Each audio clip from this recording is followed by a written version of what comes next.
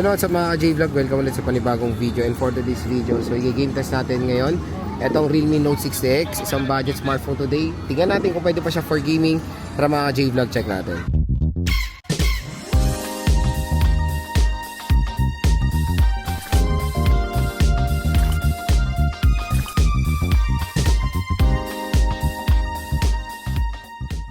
So yun nga, bago tayo mag-start, ang quick specs sa itong Realme Note 60X is powered siya ng Android 14 with Realme UI. Chipset niya is the Unisoc T612 with an octa-core CPU at ang GPU niya is Mali G57, 5,000 mAh battery capacity and sad to say a 10-watt charging rate. So since ang variant na gigame test natin is 4GB64 at ito rin yung top of the line when it comes sa storage nitong Realme Note 60X. So 4GB RAM and 64GB of internal storage lang available dito sa device na to. So 4 games lang ating na-test, ML, COD, Farlight 84 and Honor of Kings. So first na lalaroin natin is ML at ito sa ating settings. So refresh with super, graphics ultra na ko ng outline at shadow at HD mode na ko.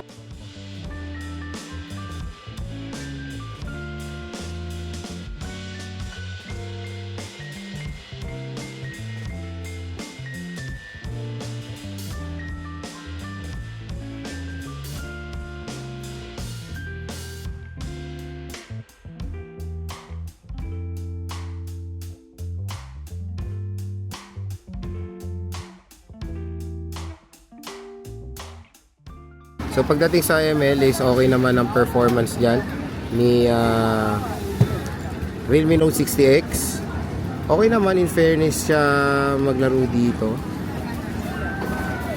No frame drops while playing ML dito sa smartphone na to. Maganda naman ang performance niya. Available din sa mga matataas sa settings, kaya panigurado pa maglalaro kay ML dito. May enjoy nyo naman dito sa Realme Note 60X. So next is Honor of Kings. So ito yung settings niya. Check natin. So graphic set natin sa high and resolution ultra.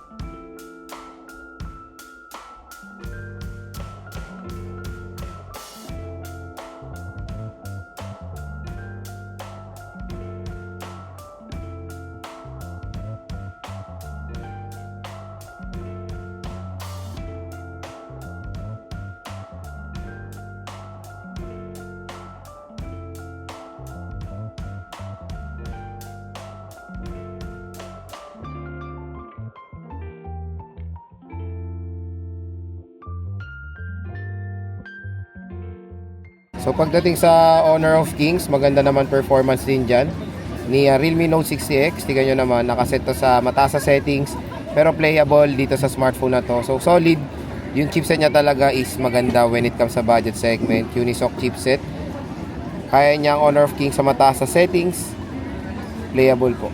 So next naman is Farlight 84. So set natin yung settings niya. So graphics smooth, mag-restart siya. Tapos frame rate natin medium. Pinakamataas is medium.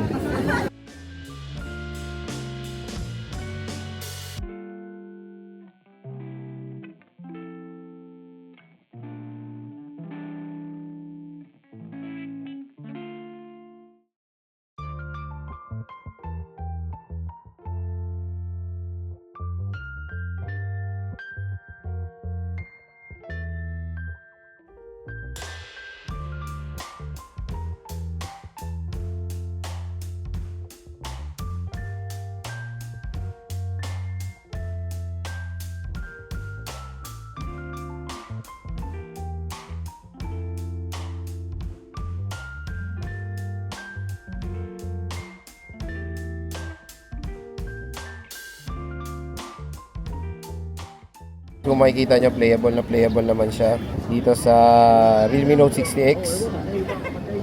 Very minimal lang yung frame drop pero playable siya. Nakakagulat din. So ganyan din kalakas, tingnan nyo yung chipset itong smartphone na to. Medyo kulang lang talaga sa storage pero all goods yung performance niya dito sa Farlight 84. So next is COD. Ito yung settings natin, both battery royale and multiplayer. Graphics medium at frame rate natin nasa high.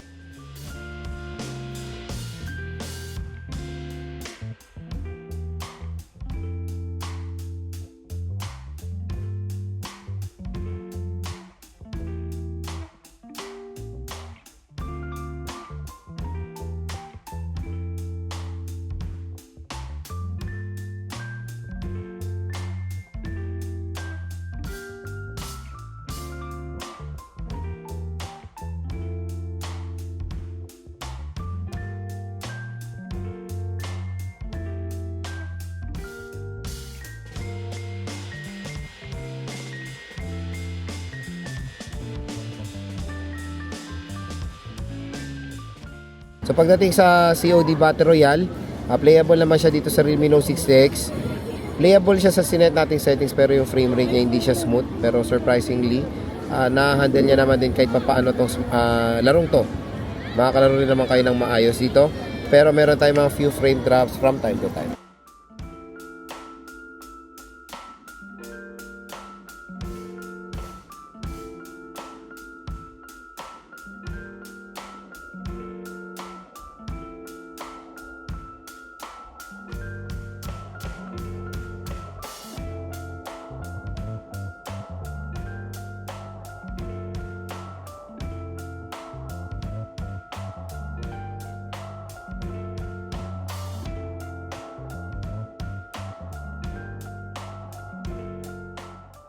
So COD multiplayer, smooth din ang performance dyan ni Realme Note 60X. So again, even though 64GB lang to, pero tignan nyo naman is all goods naman siya dito. So hindi siya naka full download yung resources niya sa COD kasi hindi kaya netong smartphone na to. Yung ano lang, yung importante mga ano lang, resources na yung na-download natin, pero playable naman dito sa Realme Note 60X. Okay siya. Mga ka-J-Vlog, yung ating gaming performance dito sa Realme Note 60X.